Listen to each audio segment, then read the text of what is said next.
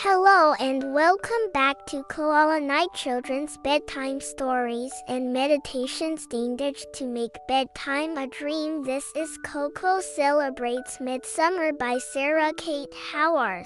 It was a bright and sunny morning at Sleepy Forest Elementary School. Golden sunbeams streamed through the classroom windows, spreading across the carpet like honey poured from a jar. The students sat cross-legged, their eyes fixed on their teacher. Mrs. Mary Feathers, the gentle and kind-hearted owl, smiled warmly, one wing draped tenderly around the shoulders of a shy new student. "Now then, children," she cooed, "I'd like you all to say hello to Eleanor, the baby elk."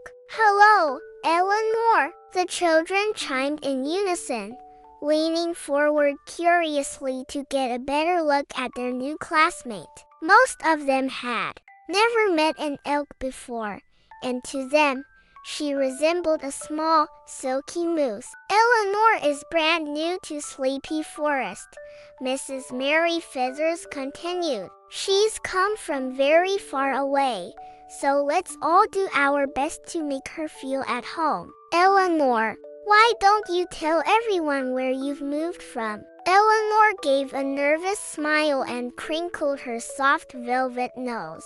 Her pointy ears stood upright atop her delicate head, twitching as she glanced around the room. Her eyes sparkled with a rich mahogany brown, and her caramel-colored coat was dappled with creamy specks. As she stood in front of the blackboard, her knees wobbled slightly, and she shifted uneasily on her hooves. From the front row, Koko beamed at Eleanor in support.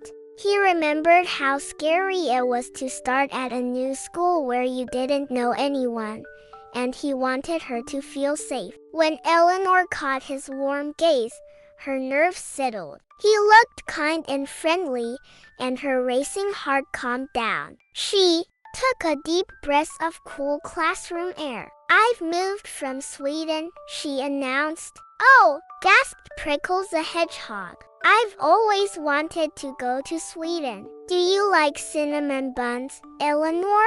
Eleanor turned toward the cheerful hedgehog seated beside Koko, her expression puzzled. "Sure," she replied with a shrug. "They're okay, but I prefer cardamom buns. They're way nicer." Prickles' mouth formed a perfect little O. He had never even heard of a cardamom bun before. Clearly, Eleanor was very stylish. "Oh yes, me too," he mumbled, trying to sound convincing. "Much nicer." Mrs. Mary Feathers chuckled and gestured for the children to make room on the carpet for their new friend. Koko and Prickles shuffled aside, and Eleanor nestled gracefully beside them, folding her legs neatly under her. She turned to Koko and gave him a warm smile, her eyes glowing like melted chocolate. Koko blushed. Eleanor was really very pretty. He noticed Prickles glancing at him and quickly turned his gaze back to Mrs. Mary Feathers,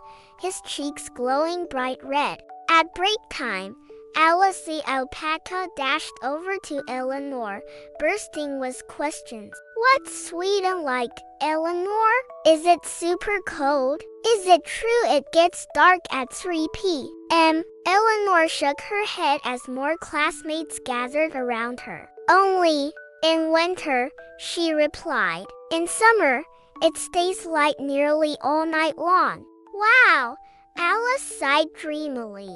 "That means you could stay up super late if you wanted to." "You've got lovely fur, Eleanor," said Daphne the duckling, her eyes wide with admiration. "It's so shiny." Eleanor blushed again, a soft pink blooming in her cheeks. "Thanks," she said sweetly. "You have nice feathers." Daphne scrunched her face and let out a giggle. "Oh, don't be silly," she honked. "I'm just a duckling. My feathers are all boring and gray at the moment, but you just Wait till I'm grown up. I'm going to have the most fabulous feathers in all of Sleepy Forest. Daphne stretched out her wings and paraded around the playground like a princess, swishing her feathers this way and that. Her classmates cheered. Daphne was certainly not lacking in confidence. As they headed back into class for their final lesson of the day, Koko fell into step beside Eleonora. He caught her eye and she gazed down quickly at the tarmac, smiling. He opened his mouth but found his tongue was all dry, and what's more, he couldn't think of a single thing to say.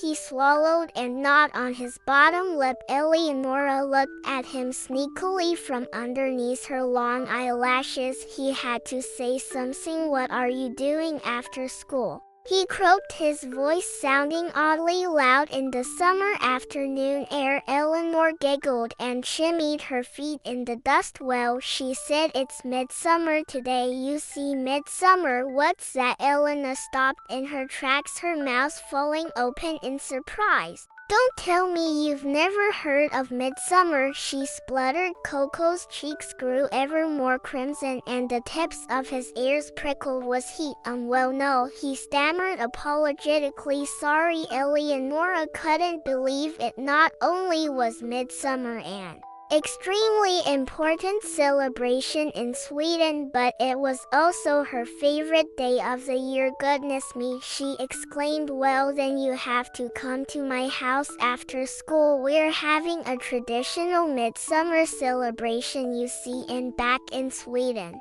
I always used to invite a friend from school on, and now, well, I don't have any friends, not yet anyway. Unless. She gazed at Koko hopefully, his face somersaulted into the biggest smile taking over his entire face. I'll be your friend, he grinned. That is if you want me to be. Elena nodded, a smile settling across her delicate features. Then it's settled, you'll come to my house after school. She skipped her way back into the classroom merrily. Just as she got to the doorway, she paused, glancing back over her shoulder. Oh, Koko, I almost forgot you know how to dance around a maple, right? Koko froze. He wasn't the best dancer, it had to be said, and he'd never even heard of a maple, but he was so eager to accept Eleanor's invitation, he found himself nodding back fervently in response. Oh yes,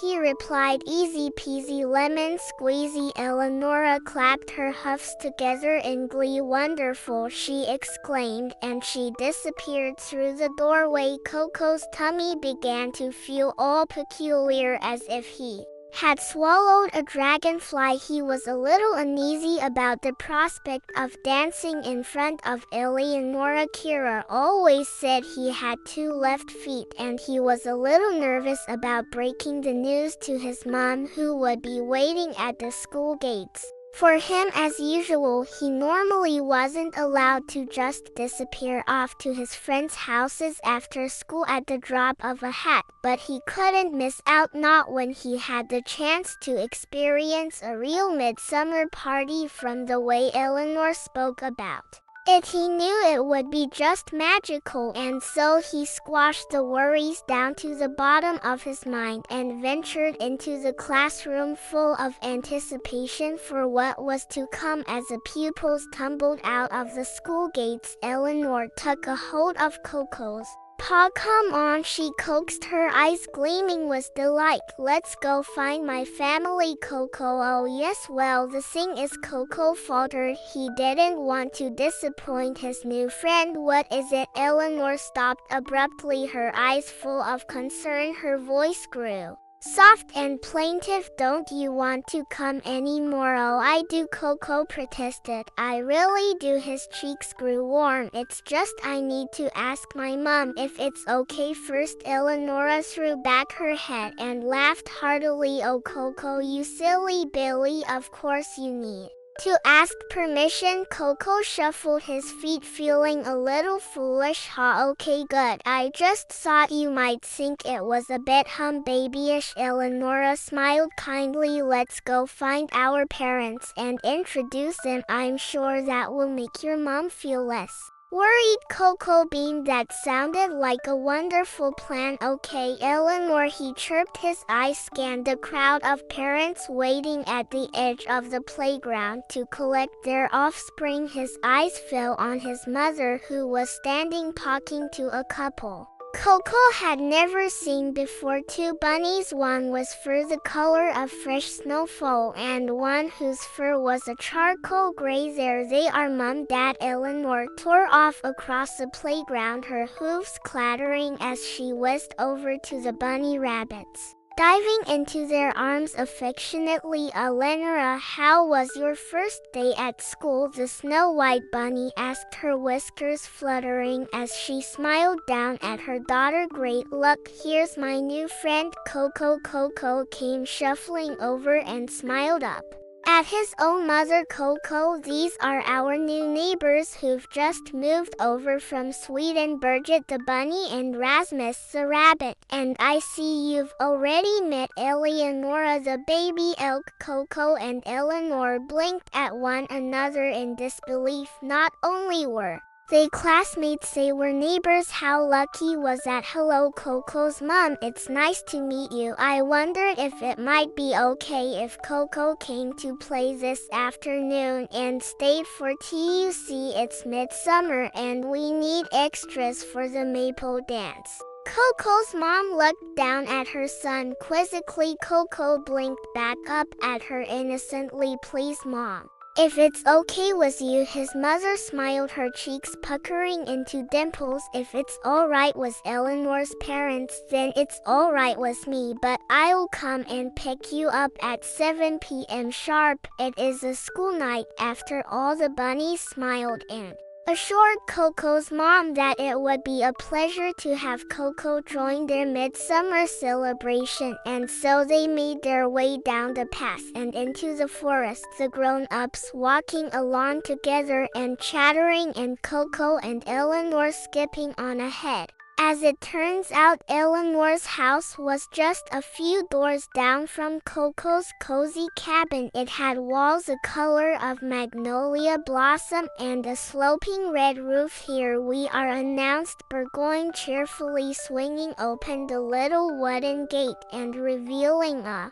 front garden bursting with wildflowers in full bloom. Come on in, Koko. Koko looked up at his mother and she nodded encouragingly. I'll bring Kira along to pick you up later. Enjoy yourself. Koko, who's Kira? Eleanor asked inquisitively. She's my baby sister, explained Koko, his voice growing warm and affectionate the way it always did when he spoke about his younger sibling. Eleonora smiled. You're so lucky, Koko. I've always wanted a sister. I can't wait to meet her. Koko's heart wriggled inside his chest full of contentment. Bye, Mom, he called, following Eleanor down the garden path amidst the brightly colored dahlias and gigantic sunflowers that lined the way. Rasmus hopped up onto the front porch and smiled down at the children. Are you all ready for some midsummer magic? He teased, his eyes full of promises. Yes,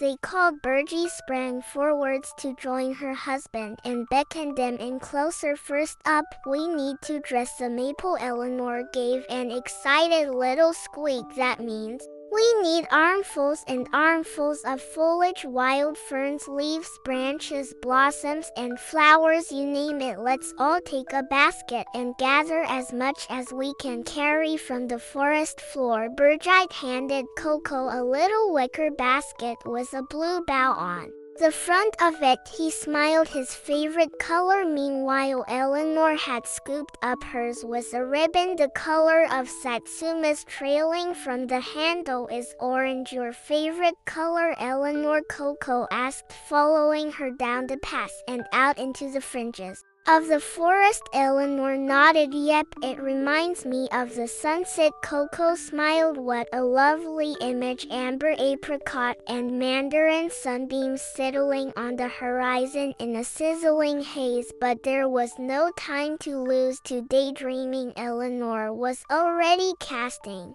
an eager eye across the forest floor, scooping bilberry branches and bundles of blossom into her basket. "Come on, Koko," she insisted, pressing wispy tufts of cotton grass into his palm. "We need to gather the greenery." Koko nodded and began to extend an arm to a nearby bush awash with emerald leaves and delicate lilac flowers, but Eleanor shook her head solemnly. "Oh, sorry, Koko, I forgot to tell you the most important rule. You must only gather from the forest floor. We don't want to take anything that's still growing, so no pinching anything that's still attached to its source, okay?" Koko's paw wavered. The lilac flowers looked so tempting, shaking softly in the soft breath of the evening, but Eleanor was right. He shouldn't pick something that was still growing, and so joining his friend, he began to scan the forest floor, and his eyes alighted on a beautiful garland of elderflower. "Look," he whispered, holding the spindly branch up to the light so that golden sunlight splayed through the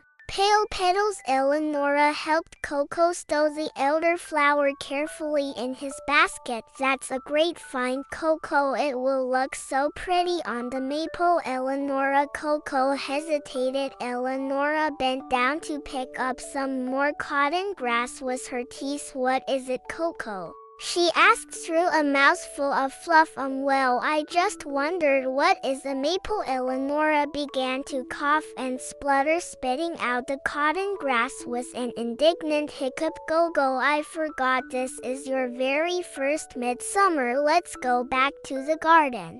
I'll show you what a maple is." "Come on." Koko and Eleonora grabbed their baskets, which were now overflowing with greenery, and hurried back, weaving their way through the tree trunks until they were back at Eleonora's front gate. "Eleonora." "Koko, it's time." Birgit's voice rang out sweetly. "Coming," answered Eleonora, prancing round the back of the house. Koko dutifully followed suit as they made their way across the neatly manicured lawn. Koko's breath caught in his mouth. The little back garden was overflowing with strawberry bushes. Little droplets of ruby red fruit hung like baubles on a Christmas tree, shining and glowing among the green foliage. Eleonora noticed Koko watching and giggled. "We'll have some later," she whispered joyfully. "They're perfectly ready and oh so sweet, just like sherbet."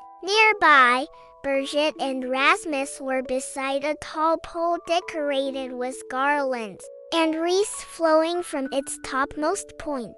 Eleonora pointed to it proudly. "The maypole," she declared, trotting over and looking up at the stunning structure. "Now we add our greenery, Koko. It stands for new life and fresh beginnings." So Eleonora and Koko began decorating, tying on their gathered treasures with a little help from her parents. Of course, before long, the maple was entirely wrapped in leaves, blossoms, vines, berries, herbs, petals, stems, twigs, branches, and all kinds of green things. They stepped back, breathing heavily from their efforts to admire what they had made. It looked spectacular. "Is it time to dance now?" Koko asked timidly, knees starting to shake. Eleonora laughed. "Oh no, first we eat. It's time for the midsummer picnic." Koko's stomach growled with excitement. He was definitely hungry after all that exploring. "What do you have at a midsummer picnic?" he asked, licking his lips with delight. Eleonora took his paw. "Come look for yourself." She led him to a bright, sunny patch of grass, where a blanket had been spread out, overflowing with a glorious meal. There were stacks of rye bread on elegant china plates, slices of fresh salmon sprinkled with dill, mounds of buttery potatoes, and heaps of plump strawberries dotted with golden seeds. "What's that?" Koko asked, pointing to a dish of shiny silver spirals. "My favorite pickled herring," Eleonora replied, helping herself to a big portion and placing it on a slice of seeded rye. The family sat down together and enjoyed every bite of their delicious feast. Koko felt unsure about the pickled herring, but he devoured a mountain of strawberries, and Rasmus poured him a cool glass of homemade lemonade, which tingled on his tongue like a feather. "Would you like to try a cardamom bun, Koko?" asked Brigitte, offering a tray of warm, fragrant buns fresh from the oven. Koko eagerly reached out and took a bite of the golden swirl.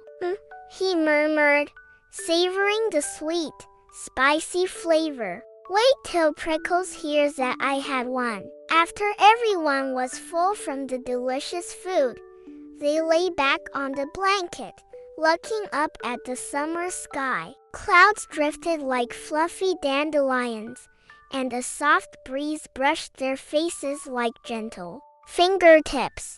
Rasmus picked up his guitar and began to play a soft tune. Now it was time to dance. As Eleonora jumped to her feet, Koko swallowed hard. "I'm kind of feeling really full," he began, but she took his paw. "Don't be silly, Koko. You'll be fine. Come on." The four friends formed a circle and joined hands. Following Eleonora's lead, they began dancing around the maypole first, skipping left, then gliding right.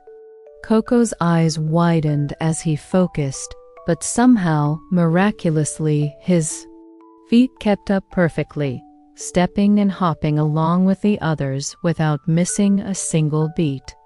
"You're unnatural," laughed Eleanor, twirling under his arm like a ballerina. He whirled around and around the marvelous maple as the family sang a gentle, lilting folk song together. "Welcome the summertime, bringing new life. Welcome the strawberries, bursting so ripe. Welcome the wildflowers, bringing cheer. Welcome midsummer every year." As the evening drew on, Rasmus continued to play melodies on the guitar, and Brigitte lit a cozy campfire to ward off the chill as twilight fell upon sleepy Forest. Eleonora gathered a long branch from the leftover piles of foliage, and the two of them took it in turns to toast marshmallows in the glowing embers of the fire. Koko smiled shyly at his new friend Eleonora. "Yes, thanks for inviting me to your midsummer celebration. I've had the most magical time." Eleonora beamed. "You're welcome.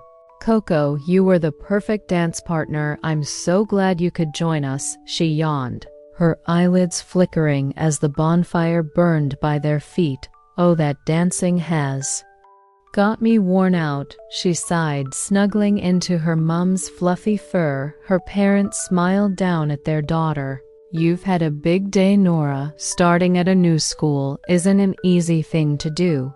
Birgit the bunny stroked her daughter's brow lovingly. "And you've managed to make a friend already," added Rasmus the rabbit, smiling over at Koko. Koko nodded. "Yes," he added enthusiastically, "you have." "I mean, I am." Eleonora slipped her hand into Gogo's paw and squeezed it softly. "I am too," she whispered gladly, "your friend."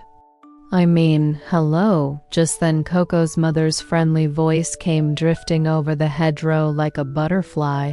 Koko, another voice, joined in the chorus, soft and sweet, like syrup. "Kira." Koko's face lit up with joy. The evening had flown by. He couldn't believe it was time to go home already. He smiled as he watched Kira totter down the garden path, her eyes growing wide as she took in the scene. The majestic maypole, the swaths of wild flowers, and the campfire crackling. "Wow," she breathed or struck. "Hello, Kira." Eleanor murmured sleepily. "I'm Eleanor. I just moved here from Sweden. Koko's told me all about you. You'll have to come and play next time too." Kira's eyes sparkled with delight. I'd love to, she breathed. Come on, you two, their mother called. It's getting late, and Eleanor looks ever so tired. It was true. Eleanor was tucked tightly into her mother's side, basking in the warmth of the fireside, her eyes drooping drowsily. By Eleanor, said Koko. Thanks for having me, he added, nodding politely at Eleanor's parents. I love the midsummer party, the maypole, the dancing, the picnic, he yawned dolefully. Come on, sleepyhead, time to get you all tucked up. Koko took a hold of Kira's paw, and they slowly made their way back up the garden path. Kira looked up at her big brother inquisitively. What's a maple, Koko? Just you wait. Kira, let's get into our pajamas and brush our teeth, then I'll tell you all about it once we're tucked up in bed. I promise. Meanwhile, the flames of the campfire grew tame, and subdued moonlight spilled into the night sky, showering the maple with sparkling silver sheets and signaling the end of a magical midsummer evening. Sound asleep. Affirmations. Now we're floating into a deep and peaceful sleep. Feel how your muscles are relaxing. Your arms are heavy, and your legs are too, as they loosen and release any tension remaining from the day. Feel how you let your body fall into the cozy warmth of your bed. Close your eyes. Let your eyelids be heavy. Breathe deeply. Breathe in and out. Breathe in and out as you continue to breathe deeply, and as you keep feeling how your body becomes soft and heavy with sleep. Let your mind drift away. That is the wonderful secret about sleep. While your body rests lying heavily in your bed, your mind is set free, like a bird taking flight from a branch and flying up and up and up into the air. Now, like a balloon that has been untied from a fence and floats up and up and up like a bird, up and up and up, it floats towards the sky until it reaches up into the clouds. Imagine that you have risen up high above the world and your head has poked up through the clouds. Then spread out all around you in the silvery moonlight, white fluffy clouds that look like cotton wool or marshmallows. They look so soft and squishy you could lie back on them and roll around in them. Try it.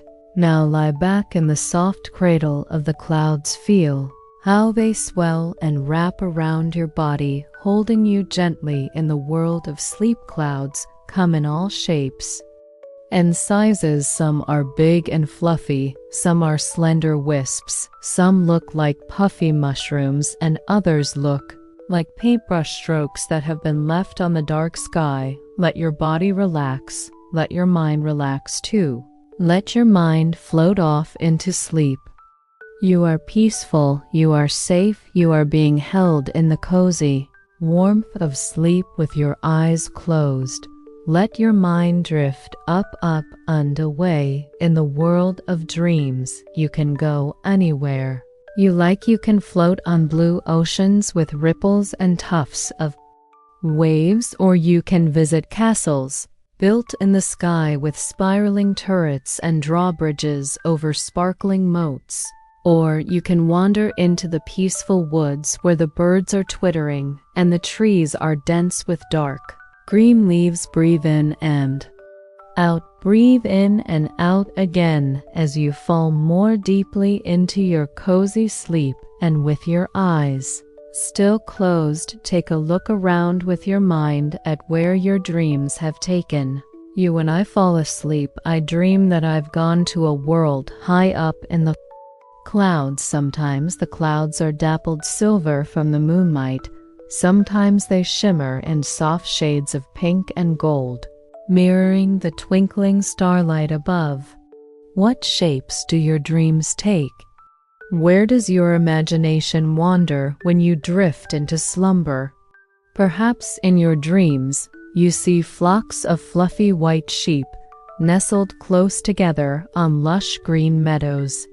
Watch as the mother Awe gives a big yawn before gently tucking her little lambs under her cozy, woolly fleece. Or maybe, in your dreams, you meet a kind dragon curled up with his tail wrapped snugly around him, a tiny wisp of cloud puffing out from his nose.